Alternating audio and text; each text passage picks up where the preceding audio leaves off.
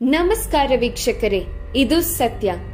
ವ್ಯಾಟಿಕನ್ನಲ್ಲಿ ನಡೆದ ಅಂತರ್ಧರ್ಮ ಸಮ್ಮೇಳನವನ್ನು ಉದ್ದೇಶಿಸಿ ಮಾತನಾಡಿದ ಪೋಪ್ ಫ್ರಾನ್ಸಿಸ್, ಶ್ರೀನಾರಾಯಣ ಗುರುಗಳ ಸರ್ವಧರ್ಮ ಸಮ್ಮೇಳನದ 100ನೇ ವಾರ್ಷಿಕೋತ್ಸವವನ್ನು ಗುರುತಿಸಿ ಅವರ ಸಾರ್ವತ್ರಿಕ ಏಕತೆಯ ಸಂದೇಶದ ಪ್ರಸ್ತುತತೆಯನ್ನು ಎತ್ತಿ ತೋರಿಸಿದರು. ಧರ್ಮವನ್ನು ಲೆಕ್ಕಿಸದೆ ಎಲ್ಲಾ ಜನರು ಒಂದೇ ಜಾಗತಿಕ ಕುಟುಂಬದ ಭಾಗವಾಗಿದ್ದಾರೆ ಎಂದು ಅವರು ಒತ್ತಿ ಹೇಳಿದರು ಮತ್ತು ಹೆಚ್ಚುತ್ತಿರುವ ಅಸಹಿಷ್ಣುತೆ ಮತ್ತು ತಾರತಮ್ಯವನ್ನು ಕೊನೆಗೊಳಿಸುವಂತೆ ಒತ್ತಾಯಿಸಿದರು. ಪೋಪ್ ಎಲ್ಲಾ ಜನರ ಸಮಾನತೆ ಮತ್ತು ಘನತೆಯನ್ನು ಒತ್ತಿ ಹೇಳುವ ಮಾನವ ಭ್ರಾತೃತ್ವದ ದಾಖಲೆಯನ್ನು ಉಲ್ಲೇಖಿಸಿದರು. ಜಾಗತಿಕ ವಿಭಜನೆಗಳು ಮತ್ತು ಹಿಂಸೆಯನ್ನು ಎದುರಿಸಲು ಗೌರವ, ಸಹಾನುಭೂತಿ ಮತ್ತು ಸಾಮರಸ್ಯದ ಸಂಸ್ಕೃತಿಯನ್ನು ಉತ್ತೇಜಿಸಲು ಅವರು ಧಾರ್ಮಿಕ ಮುಖಂಡರಿಗೆ ಕರೆ ನೀಡಿದರು.